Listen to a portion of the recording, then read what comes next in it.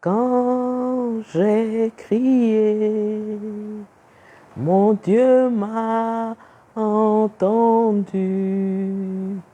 Mon Dieu m'a répondu. Son nom est Élie Shama. Quand j'ai crié, mon Dieu m'a entendu. Mon Dieu m'a répondu. Son nom est Élie Shama. Élie Shama. Mon Dieu entend toujours. Mon Dieu répond toujours. Son nom est Élie Shama. Élie Shama. Élie Shama. Mon Dieu entend toujours. Mon Dieu répond toujours. Son nom est Élie Shama.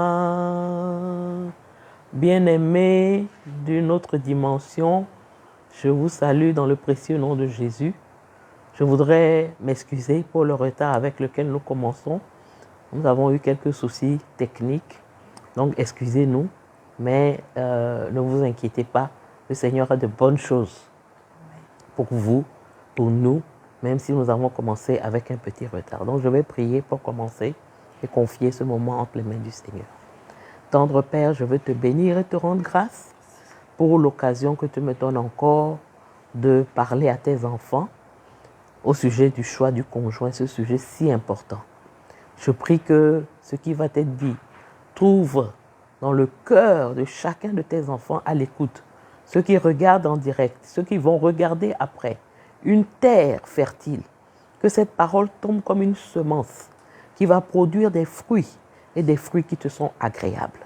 Je prie que ce ne soit pas seulement des auditeurs et des auditeurs oublieux, mais des auditeurs qui vont entendre et qui vont mettre en pratique ce qui leur sera dit. Merci de bénir ce moment, merci de bénir ce partage. Au nom de Jésus, j'ai prié. Amen. Donc, comme annoncé la semaine dernière, nous allons commencer avec le thème « Le choix du conjoint ».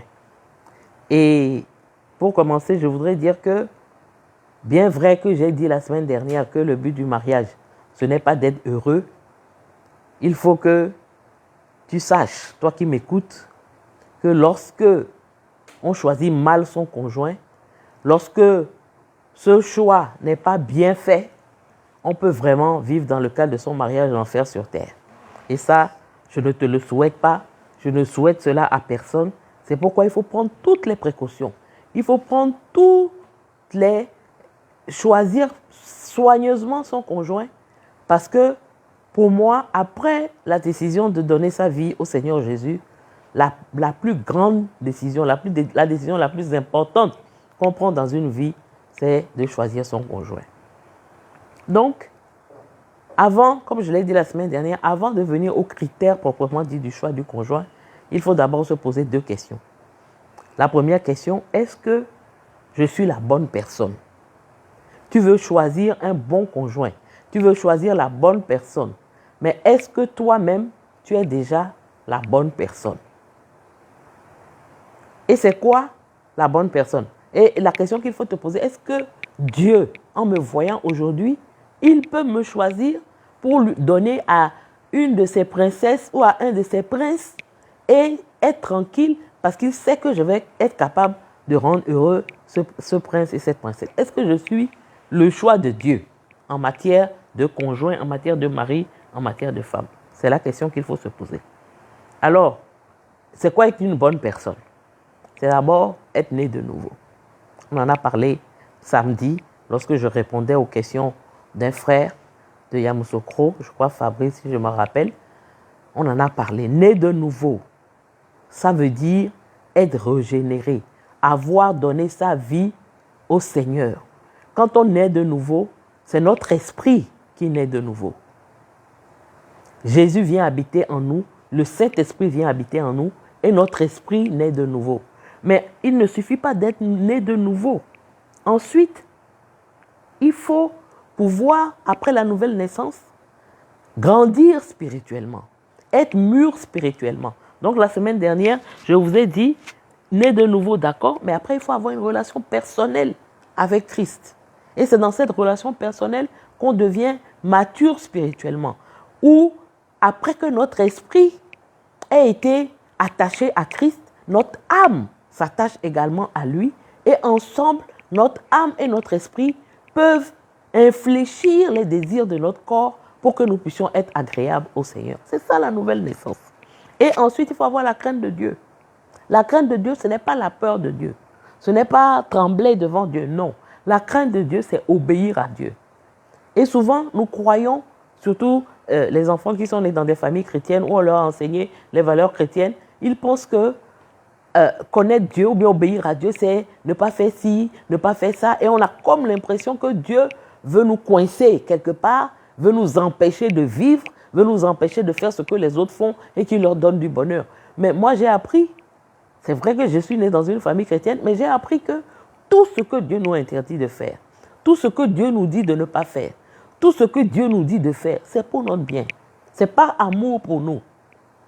Donc, avoir la crainte de Dieu, c'est lui faire suffisamment confiance pour dire, même si je ne comprends pas aujourd'hui, je veux simplement t'obéir parce que je sais que ce que tu me demandes de faire, à la fin de toute chose, c'est pour mon bien. C'est ça, avoir la crainte de Dieu. Et dernière chose, il faut avoir le caractère qui sied à un chrétien, ce qu'on appelle le fruit de l'esprit. Il y en a 9. Si tu ne les connais pas, je te recommande d'aller lire Galates 5, verset 22. Tu auras les 9 fruits de l'esprit. Et c'est ça qui permet d'avoir un bon caractère. Un caractère qui est à l'image du caractère de Christ. Parce que quand on dit que tu es chrétien, ça veut dire que tu es un petit Christ. Tu manifestes ce que Christ manifeste. Tu vis comme Christ vit. Et c'est ça que regroupe le fait d'être né de nouveau. Donc comme je l'ai dit la semaine dernière à Fabrice, il ne suffit pas d'aller à l'église pour dire qu'on est né de nouveau. Il ne suffit pas de prendre une grosse Bible et puis chaque dimanche, on s'en va. Même dans les églises les plus charismatiques, les plus évangéliques, là, il y a des faux convertis. Il faut choisir quelqu'un qui est né de nouveau. Mais il faut toi-même être né de nouveau. Parce que comme je l'ai dit la semaine dernière, souvent, vous choisissez n'importe qui parce que vous-même, vous n'êtes pas né de nouveau. Vous ne savez pas ce que c'est qu'être né de nouveau. Sinon, si vous avez une relation personnelle avec Jésus, avec Dieu, avec le Saint-Esprit, il y a des choses que vous n'allez pas faire. Il y a des choix que vous n'allez pas faire. Vous-même, vous allez vous sentir mal à l'aise dans ce choix que vous faites. Donc, voilà ce que je voulais dire par rapport à être né de nouveau. Ensuite, est-ce que je suis prêt? Le mariage, c'est entre un homme et une femme. Ce n'est pas un petit garçon et une petite fille. Ce n'est pas entre un presque adulte et un autre presque adulte. Vous savez qu'entre l'âge de... Quand on sort de l'adolescence, avant d'arriver à l'âge adulte, c'est le moment où on se transforme le plus, où on change le plus. Après, arrivé à un certain âge, on ne change plus tellement. Mais imagine que tu choisis ton futur conjoint quand tu as 17 ans, tu as 18 ans, et puis après tu te transformes. Il ne te reconnaît plus. Lui-même, il est jeune comme toi, lui aussi se transforme, et puis vous ne vous reconnaissez plus. C'est pour ça qu'il ne faut pas commencer trop tôt. Il faut déjà former soi-même. Être vraiment un être fait, un adulte qui ne va plus être trop changé pour pouvoir faire le choix. Est-ce que tu es prêt? Est-ce que tu es mature pour le mariage? Est-ce que tu as, déjà même quand on voit certaines personnes dans leur relation avec leurs frères, avec leurs amis, ils ne sont pas matures dans la relation. Ils ne peuvent pas pardonner, ils ne peuvent pas passer sur certaines choses. Donc ça là, tu n'es pas prêt pour te marier. Parce que c'est ce qu'il y a dans le mariage là. Si tu ne veux pas pardonner, quelqu'un avec qui tu vas vivre 30 ans, 40 ans, 50 ans, si tu ne veux pas lui pardonner, tu vas mourir. Tes amis, au moins quand vous faites des palabres, tu ne veux pas leur pardonner, tu t'éloignes. Mais ton mari là, tu vas t'éloigner comment? Ta femme là, tu vas t'éloigner comment? Donc ça, c'est des choses qu'il faut acquérir déjà en étant en relation avec les autres, avec la famille, avec les amis, dans la société et se préparer maintenant à rentrer dans un mariage. Ensuite, la semaine dernière, j'en ai parlé. Est-ce que tu es un? Parce que c'est 1 plus 1 qui donne 1, selon Dieu. Ça, c'est la mathématique de Dieu. Mais ce n'est pas demi plus demi.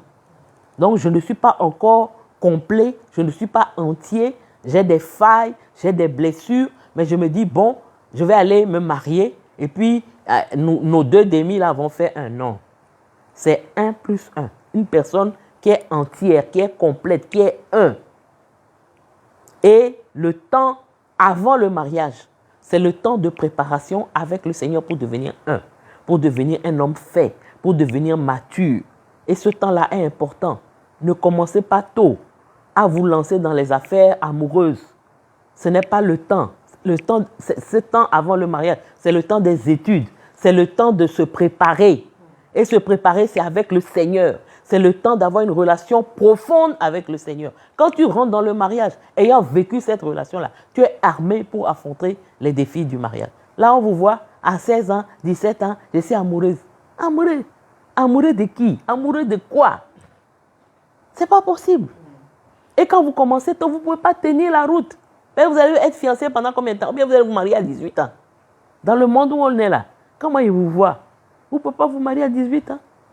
Moi, je me suis mariée à 24 ans, mais quand je vois mes filles, mes nièces de 22 ans, je me dis qu'elles ne sont pas prêtes. Elles sont encore des bébés. Elles ont encore beaucoup de choses à apprendre.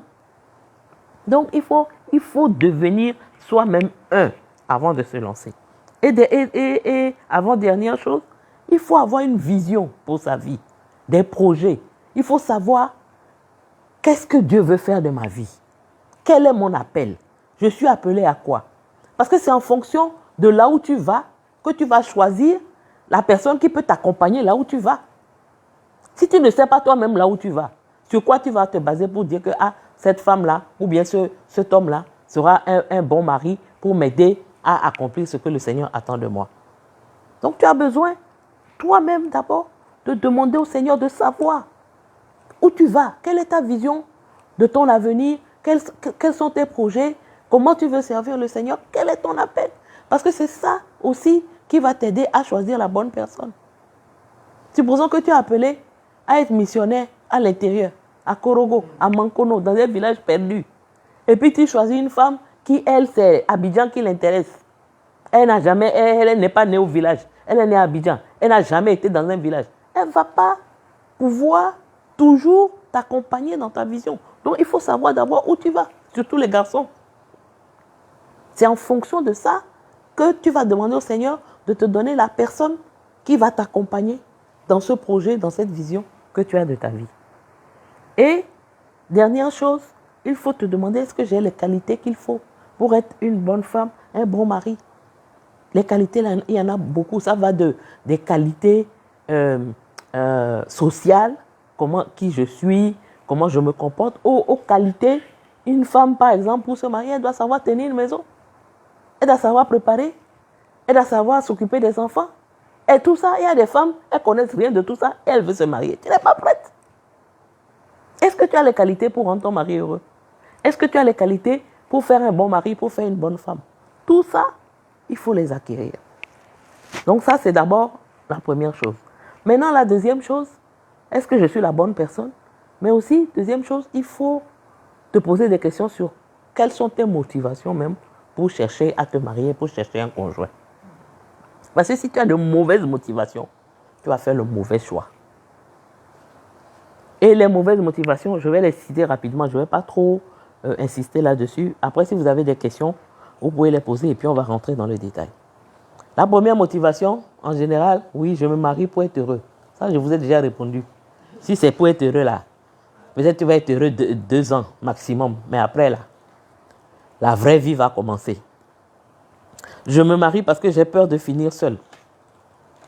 La solitude, ce n'est pas le mariage qui guérit de la solitude. Ce n'est pas le mariage qui guérit de la solitude. Si tu es seul aujourd'hui, là, tu seras seul demain encore dans le mariage. Il y a des gens qui sont mariés mais qui sont seuls. Donc ce n'est pas le mariage qui est la solution à la solitude. Je vous ai déjà dit que Dieu n'a pas donné Ève à Adam parce qu'Adam était seul. Adam n'était pas seul. Il était occupé. Il était en train de nommer les animaux. Il s'occupait du jardin. Il avait beaucoup de travail. Il n'était pas seul. Il ne sentait même pas la solitude même. Troisième mauvaise raison, c'est qu'on dit je veux guérir des blessures de mon passé. Ça, j'en ai déjà un peu parlé. Tu ne peux pas guérir. Le mariage ne guérit pas les blessures du passé. Si tu as des blessures, le mariage va amplifier tes blessures. Le mariage va faire que tes blessures vont être encore plus profondes. Donc, il faut guérir tes blessures avant de te marier. Donc, ce n'est pas une bonne raison pour dire oui, moi, j'ai été rejeté, je n'ai jamais été aimé, ma mère ne m'a pas aimé, mon père ne m'a pas aimé, donc je vais aller me marier et puis je vais trouver un homme ou une femme qui va m'aimer. Ça là.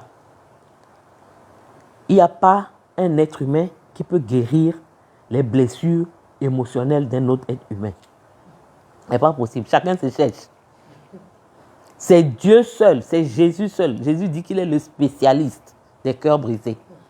C'est lui seul qui peut te guérir. Donc, il faut chercher les soins auprès de Jésus au lieu d'aller dire que je vais me marier pour être guéri. Ou bien, oui, moi, étant enfant, on m'a martyrisé, donc je vais aller me marier, faire un enfant, et puis moi, je vais bien m'occuper de mon enfant. Autre raison, je vais être à l'abri des difficultés de la vie. Et parce que j'ai trouvé quelqu'un, on s'aime. En tout cas, parce qu'on s'aime, on va affronter toutes les difficultés de la vie sans problème. L'amour, là, c'est vrai que l'amour est fort, hein, mais l'amour ne permet pas d'affronter toutes les difficultés de la vie sans problème. C'est vrai qu'à deux, on peut être fort, mais le fait d'être à deux, là, ne t'empêche pas d'avoir tes défis personnels. Et ces défis personnels-là, ils vont rester même si vous êtes à deux. Et en plus de tes défis personnels, les défis du mariage vont encore s'ajouter. Donc, ce n'est pas une affaire de je veux marier. Difficulté là, on vit avec. Comme vous dites vous-même là, on est déjà né. Donc, il faut vivre. C'est notre seul espoir, c'est que Jésus revienne et qu'il nous prenne. Là, on n'aura plus de difficultés. Il n'y aura plus de larmes, il n'y aura rien. Mais tant que tu es sur la terre là, tu auras des difficultés. Je veux combler mon besoin d'affection. Celui que tu maries, ou bien celle que tu maries, là, lui aussi, il a besoin. Qui va combler pour qui? C'est quand on est déjà soi-même comblé par Dieu. C'est ça l'erreur qu'on fait, le vide qui est en nous, là, que Dieu doit combler. On pense que c'est un mari ou une femme qui peut combler ce vide-là, mais il ne peut pas. C'est un être humain.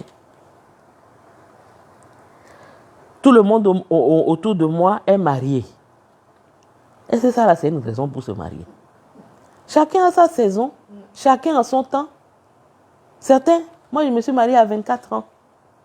Ma petite sœur, qui vient après moi directement, là, elle s'est mariée à 40 ans. On est de la même mère, même père. On a eu la même éducation, les mêmes chances. Mais chacun a sa saison. Donc, il ne faut pas te précipiter, il faut faire confiance à ton père. Je veux avoir des enfants. C'est une bonne chose. Mais on ne se marie pas pour avoir des enfants.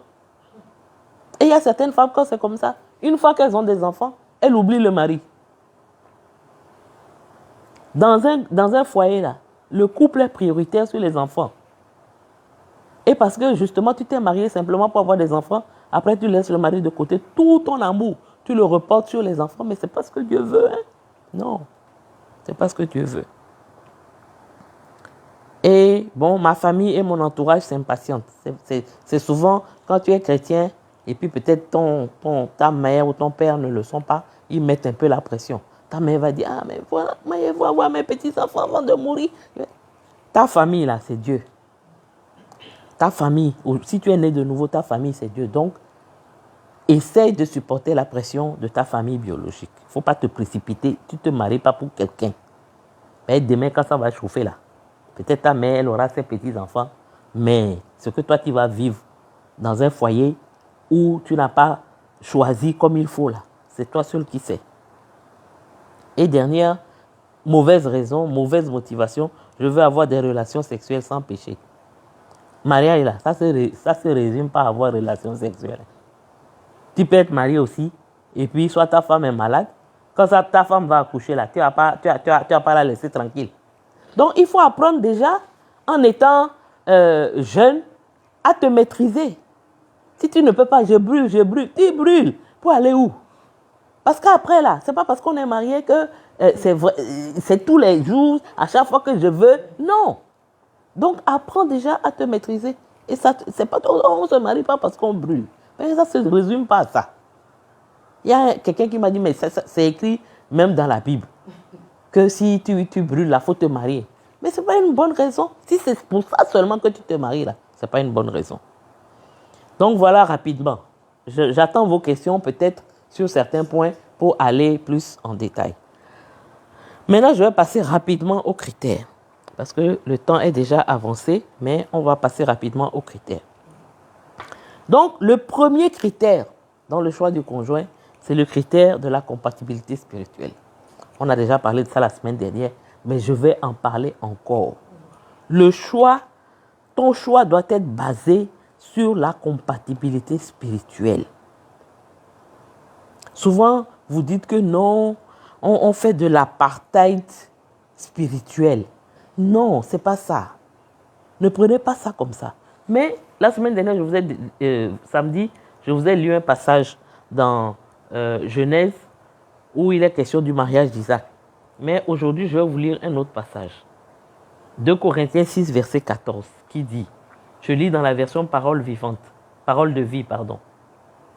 N'allez pas avec ceux qui ne croient pas en Dieu. Vous ne pouvez pas vivre ensemble. Ce qui est juste et ce qui est contraire à Dieu, est-ce que cela va ensemble? Est-ce que la lumière va avec la nuit? N'allez pas avec ceux qui ne croient pas en Dieu. Vous ne pouvez pas vivre ensemble. Dans la version parole Louis II qu'on connaît, ne vous mettez pas avec les infidèles sous un joug étranger. Et dans la version anglaise, King James, quand on traduit en français, on dit un joug inégal. Parce que vous n'êtes pas au même niveau. Et ça, on ne peut pas mettre un joug sur un bœuf et puis le joug est inégal. Il ne peut pas fonctionner. L'attelage ne peut pas fonctionner. C'est pour ça que dans certaines versions aussi, on dit ne pas être dans un attelage disparate. C'est important. Donc, est-ce que celui avec lequel tu veux vivre, que tu veux choisir, est-ce qu'il est converti? Et converti, comme on l'a expliqué, ce n'est pas seulement il va à l'église. Même s'il va à l'église, est-ce que sa vie, son caractère, ses valeurs, ses visions, c'est ce que toi tu as aussi étant né de nouveau? Toi aussi d'abord, parce que c'est ça. Quelqu'un a dit, il ne faut pas permettre au diable de devenir ton beau-père.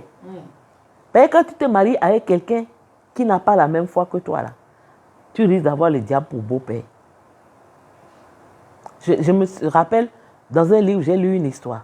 Un garçon, un jeune homme, son père était pasteur. Et il est allé se marier avec une fille qui était athée. Ses parents parlaient. Il dit non, il ne veut pas. Il veut toujours. Donc finalement, on l'a laissé faire. Heureusement pour lui, Dieu lui a fait grâce. La femme là s'est convertie. Mais quand la femme s'est convertie, elle lui a dit, mais je ne comprends pas pourquoi tu m'as choisi étant fils de pasteur, te disant né de nouveau. Comment tu as fait pour me choisir moi? Tu n'as pas fait la bonne chose. Mais c'est ça. Elle-même, elle reconnaît. Ce n'est pas toujours que Dieu fait grâce. Hein. C'est vrai que la grâce est là, mais parfois Dieu te laisse dedans. Et même s'il doit te faire grâce, toute la souffrance que tu vas traverser avant qu'il ne te fasse... Non, parfois on dit non, il n'est pas loin. Quand il va me suivre, il va se convertir. Parfois, il y a des gens qui se convertissent superficiellement juste pour le mariage. Et puis après, la vieille nature la revient au galop. Est-ce que tu es sûr qu'il est vraiment converti? C'est vrai. Avant de quitter sur ce critère-là, on reconnaît que vous avez des difficultés. Parce qu'aujourd'hui, là, si tu es évangélique, tu es pentecôtiste, par exemple, combien de filles il y a dans l'église, là? Ou bien combien de garçons il y a dans l'église? on voit qu'on n'est pas nombreux. Donc si on doit te marier entre nous là, ça va être compliqué. Même si tu vas chercher dans une autre église, eux-mêmes ils se cherchent là-bas aussi. Donc, si dans ton intérêt là, je ne dis pas d'aller évangéliser une fille pour l'amener pour la marier, mais dans votre intérêt, vous devez évangéliser vos frères et vos amis autour de vous pour qu'il y ait de nouveaux convertis dans l'église qui vont être les maris, les femmes de vos frères et de vos sœurs. Je n'ai pas dit d'aller évangéliser une fille pour dire que comme elle me plaît là, je vais l'évangéliser. Et puis quand elle va... souvent ça là, c'est pas bon. Ou bien d'aller évangéliser un garçon parce que là, aujourd'hui, il n'est pas chrétien, mais je l'évangélise. Et puis quand il va venir, on va se marier. Non. Mais ce que je suis en train de dire, c'est qu'il faut que nous-mêmes, on fasse ce que Jésus nous a demandé, la commission, la mission qu'il nous a donnée d'aller de faire de toutes les nations des disciples. Et on aura beaucoup de choix. Mais sinon, aujourd'hui, c'est difficile. Mais même si c'est difficile, il ne faut pas céder parce que ce qui va arriver, ça sera difficile. Les faux chrétiens, les faux convertis, les histoires de chrétiens qui battent leurs femmes, ça, c'est pas un chrétien. Non, on a dit non. J'ai une de mes filles qui m'a dit, oh, de toute façon, vous êtes là, vous dites les chrétiens, on connaît, même vos chrétiens là, ils battent leurs femmes. Mais c'est qu'il n'est pas chrétien. Il est dans l'église avec nous, mais ce n'est pas un converti. Ce n'est pas un vrai converti, c'est quelqu'un qui se cherche encore. Et tout ça là, toi, tu dois faire attention lorsque tu fais ton choix. La compatibilité spirituelle est très importante. Pourquoi? Parce que quand on est chrétien, ce qu'on a de plus précieux, c'est Dieu, c'est Jésus. Et quand on ne peut pas partager ça avec l'homme ou avec la femme avec laquelle on vit, il y a un problème pour qu'on soit intime avec cette personne. Ce n'est pas possible. On a besoin d'avoir ce trésor ensemble, de pouvoir le partager ensemble, de pouvoir vivre notre foi ensemble. Parfois, vous voyez, les couples qui sont justement ces attelages disparates, on peut dire oui, ça marche. J'étais en train de lire sur Internet la dernière fois, oui, il y a des catholiques qui sont mariés à des protestants. Bon, c'est vrai qu'il y a des défis, mais il y a une richesse, il y a ceci, il y a cela. Je suis d'accord. Mais imagine, tu es allé à l'église, tu as fait une expérience avec le Seigneur, tu as vécu quelque chose et tu rentres à la maison, tu ne peux pas partager ça avec la personne avec laquelle tu devais être le plus intime. Même si vous êtes intime physiquement, même si vous êtes intime émotionnellement, cet aspect qui marche là, ça fera que votre intimité aura un handicap. Ça, c'est la première chose. Deuxième chose, lorsque vous ne partagez pas la même vision, les mêmes valeurs, c'est sur quelle base vous allez construire votre foyer. C'est quand vous avez le même Dieu, la même foi, que vous pouvez planifier des choses sur le même plan que celui que Dieu a pour vous. Le plan de Dieu pour le mariage. Ce n'est pas les plans inspirés de notre éducation, de notre culture, qui vont nous aider à bâtir des mariages, des foyers solides. Comment, en fait, en ne faisant pas le bon choix dans ce domaine, on arrive à faire des compromis. Et cela affaiblit ta foi, affaiblit ta relation avec le Seigneur. Tu ne peux pas être avec quelqu'un qui ne partage pas ta foi et puis être épanoui spirituellement. Ce n'est pas possible. Comme je vous l'ai dit la semaine dernière, l'image du triangle. Dieu au sommet, un époux sur le côté, l'autre époux sur le côté.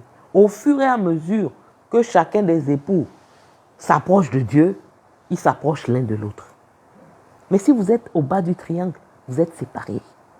Et ça ne peut pas tenir. C'est vrai, peut-être qu'il y a l'amour au début, mais ça ne va pas tenir la route. Et dernière chose pour laquelle c'est important d'avoir cette compatibilité spirituelle, quand on doit faire face aux défis de la vie, aux défis du mariage, le fait d'être un dans la foi, c'est là où vous allez puiser l'énergie qu'il faut pour combattre.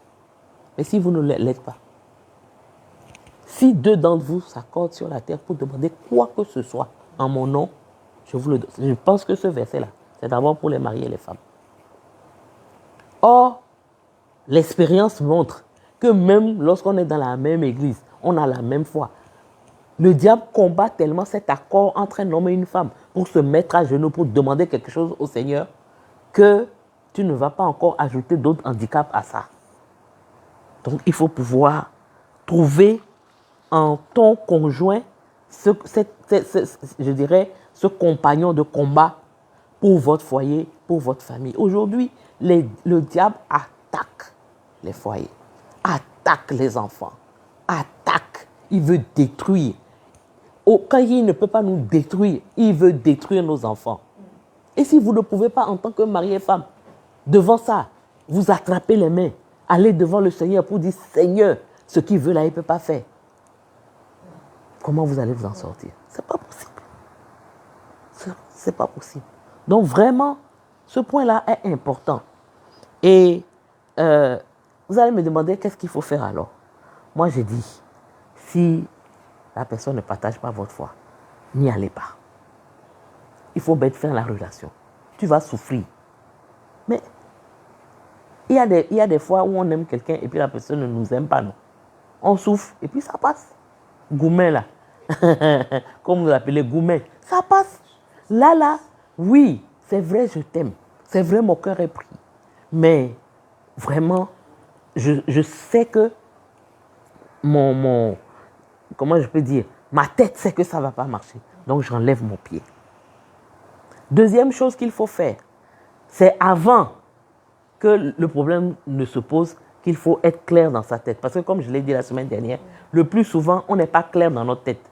On a des raisonnements, oui, les catholiques et nous, c'est la même chose, c'est le même Dieu, c'est la même foi. Lui, il vénère Marie. Et puis toi, c'est la même foi. Non, il faut qu'on soit clair. Ce n'est pas de l'intolérance. Je répète, ce n'est pas de l'apartheid. C'est la vérité. Il faut que vous ayez la même foi. Quelqu'un qui ne croit pas ce en quoi tu crois, qu'est-ce que tu peux bâtir avec lui? C'est compliqué. Donc c'est avant, comme le dit le Cantique des Cantiques là. Une fois que l'amour est réveillé là, ça devient compliqué. Parce que beaucoup, c'est ce qui leur arrive. Quand ton cœur est pris là, ton père va se lever, il va parler. Ton père spirituel va parler. Tout le monde va parler. Mais parce que ton cœur est déjà pris, tu ne peux plus rien entendre. Et après, comme je dis, moi je ne suis pas Dieu. Le Seigneur peut faire grâce. Il a fait grâce souvent, beaucoup. Moi par exemple, je peux vous donner mon exemple. Ce n'est pas que je me suis mariée avec quelqu'un qui n'avait pas la même foi que moi. Mais je n'ai même pas regardé est-ce qu'il avait la foi, est-ce qu'il n'avait pas la foi. La chance que j'ai eue, c'est que je suis tombée sur un homme qui était à la recherche de Dieu. Donc il a trouvé en moi quelqu'un qui pouvait l'aider à trouver Dieu. Mais je répète, c'est-à-dire que c'était le cadet de mes soucis de savoir s'il connaissait Dieu ou bien s'il ne connaissait pas Dieu. Je me rappelle la première fois où je l'ai rencontré, il avait les bagues bizarres là. Il avait ça au doigt. Ça ne m'a même pas effrayé. Ça ne m'a même pas effrayé pour dire, ah, c'est dans quoi? Non, pour moi, on s'aime. Donc tout va aller. Heureusement, Dieu m'a fait grâce. Mais ce n'est pas toujours. Et parfois, il peut faire grâce, mais longtemps après. Et tu vas tomber sur quelqu'un qui va commencer à te maltraiter. Parce qu'il n'a pas la crainte de Dieu. C'est quand un homme a la crainte de Dieu. Je ne dis pas que quand vous avez la même foi, c'est facile. Hein. Je ne dis pas ça. Vous avez ça, même ça là. Mais au moins, à un moment donné, Dieu peut parler. Dieu peut parler à l'un ou l'autre. Dieu peut toucher le cœur de l'un. Même si toi, tu n'arrives pas, tu te mets à genoux, tu pries. Le Seigneur va toucher son cœur. Mais si le Seigneur n'a aucun attrait au cœur de ton mari ou de ta femme, il va le toucher comment? Il va lui parler comment? Donc vraiment, il faut prendre en considération ce critère. Et si tu en fais quelque chose de primordial pour toi, le Seigneur va t'aider. Deuxième critère, les autres critères, là, je vais aller un peu plus vite. On a fait combien de temps déjà? Bon. Le deuxième critère, c'est aimer l'autre et être attiré par lui physiquement. 5. Il faut être attiré par l'autre physiquement. L'attirance physique est importante. Il ne faut pas dire non, il a tous les critères, mais seulement je ne sens rien pour lui. Si tu ne sens rien pour lui, il faut laisser. Mais un mariage là, c'est ce qu'on sent là. C'est ça qui fait que même quand ça chauffe, après on se rappelle, on se revoit comme on était au début et puis on dit, ah, il y a encore de l'espoir. Mais si tu ne sens rien pour quelqu'un, tu vas aller te marier pour lui. Pourquoi? Avec lui, pourquoi? Si tu n'as pas la paix par rapport à ça, faut pas t'engager. Important. Il faut ressentir quelqu'un, il faut être attiré par la personne physiquement. Certains disent, bon, souvent on dit oui, il a tous les critères, mais je ne ressens rien pour lui. Le conseil que je donne quand c'est comme ça, il faut prier. Si c'est vraiment lui, le Seigneur va faire que tu vas ressentir quelque chose pour lui. Si ce n'est pas lui, il ne faut pas te marier avec quelqu'un pour qui tu ne ressens rien, qui ne t'attire pas physiquement. Tu dis, bon, ça ne fait rien. Comme souvent, c'est quand les mauvaises motivations là sont là, ça ne fait rien. Bon, tout ce que moi je veux, c'est me marier. Mais sinon, ça ne peut pas tenir. L'attirance physique est importante. Et troisième critère, il faut être attiré par la personnalité de l'autre. Sa vision, ses projets, son caractère. Je veux insister sur le caractère. Parce qu'on remarque que dans le couple, c'est ça qui souvent crée le plus de difficultés. Mais ce qu'il faut retenir, c'est que, en général, on est attiré par l'autre, par ce qu'on a de différent. Mais pour faire un bon choix et avoir un mariage solide, il faut veiller aussi à avoir un socle de ressemblance commun pour pouvoir bâtir quelque chose. Je vais prendre un exemple. Si toi, par exemple, tu es quelqu'un du matin, c'est-à-dire 2h, 3h, 4h du matin, tu es déjà sur pied, tu peux prier, étudier, faire plein de choses le matin. Mais par contre, quand on est du matin, à 20h, 21h déjà, on dort. Et puis tu t'en vas te marier avec quelqu'un qui, lui, est du soir. C'est-à-dire que lui, sa journée, là, ça commence à 22h, 23h. Vous allez vivre comment? Ça paraît anodin, mais ce sont des choses qui, s'il y en a beaucoup, vont vous demander beaucoup d'efforts pour vous adapter l'un à l'autre. Si vous avez beaucoup de choses en commun, un socle solide, vous pouvez bâtir dessus. Après, maintenant, on est attiré par les différences, ça c'est clair. Moi, par exemple, je ne parle pas. Je ne vais pas aller me marier avec quelqu'un qui ne parle pas. Là, c'est grave dans la maison. Je vais toujours être attiré par quelqu'un qui est chaud, qui bavarde beaucoup. Mais c'est ça qui m'attire au début. Mais le problème, c'est que les mêmes différences qui nous ont attirés au début, ce sont ces mêmes différences qui finissent par nous irriter. Ce sont ces différences qui finissent par créer des malentendus parce qu'on ne comprend pas comment... C'est-à-dire qu'on voudrait qu'il réagisse comme nous. Non, tu l'as choisi justement parce qu'il n'était pas comme toi. Est-ce qu'on peut être heureux avec quelqu'un qui nous ressemble pas parfaitement? Non. Il faut... C'est-à-dire qu'il y a un certain mystère dans la différence qui nous attire.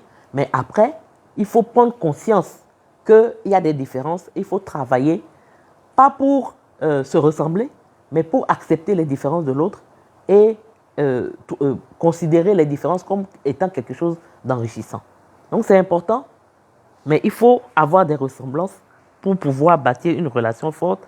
Et après, au niveau des différences, on peut essayer de s'accommoder. C'est ça qui fait le fait que le mariage, c'est 1 plus 1 qui vont devenir 1. C'est-à-dire chacun va prendre un peu de l'autre sans perdre sa spécificité, ce qu'il est, mais il va s'enrichir de ce qu'il n'a pas et qui se trouve dans l'autre. C'est ça la beauté du mariage. C'est pour ça que 1 plus 1 peuvent devenir 1. Sinon, on va commencer à dire, mais pourquoi tu n'es pas comme moi? Pourquoi tu ne réagis pas comme moi? Mais parce que vous vous êtes choisi à cause justement du fait qu'il n'était pas comme toi. Quand moi je prends mon exemple, j'ai un tempérament calme, j'ai été marié avec quelqu'un qui est chaud. C'est mon calme qui l'a attiré.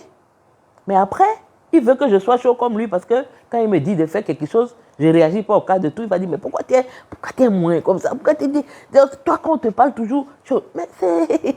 Donc il faut à la fois accepter ces différences et essayer de se mettre à la... L'autre ne peut pas être comme toi parce que justement, vous êtes différents. Donc ça c'est important. Bon, on n'a pas le temps de rentrer dans le détail des tempéraments et tout ça, mais retenez qu'il faut il faut être compatible au niveau du caractère, du tempérament. Et même si on n'est pas compatible, en fait, la période de fiançailles, c'est cette période qui permet d'identifier ces points-là qui peuvent devenir des points de friction et on peut déjà avoir une idée claire avant de s'engager. Et c'est important. C'est pour ça que les fiançailles sont importantes. Parce que l'aspect né de nouveau, ça, c'est ou bien ça est là, ou bien ça est pas là. L'aspect, le deuxième critère qui est aimer, ou bien on s'aime ou on ne s'aime pas. Mais une fois que les deux, on va mettre à profit le temps des fiançailles pour justement se connaître, voir comment l'autre fonctionne, voir si les quelques différences qu'il y a entre nous ne vont pas trop nous créer de problèmes. Est-ce qu'on pourra s'y accommoder? Et c'est ça l'objectif des fiançailles. Ce n'est pas commencer à faire ce qu'il ne faut pas faire. Non. Parce que, effectivement, quand pendant le temps des fiançailles, qu'on passe trop vite à avoir des rapports sexuels, ça pollue tout le reste. Et vous ne pouvez plus vous découvrir, vous ne pouvez plus aller en profondeur. Parfois même, vous ne pouvez plus, si vous voyez, s'il y a des signaux, s'il y a des choses que vous voyez qui peuvent vous alerter pour dire non, cette relation ne va pas aller loin parce que vous avez déjà couché ensemble, vous vous sentez obligé d'aller jusqu'au bout.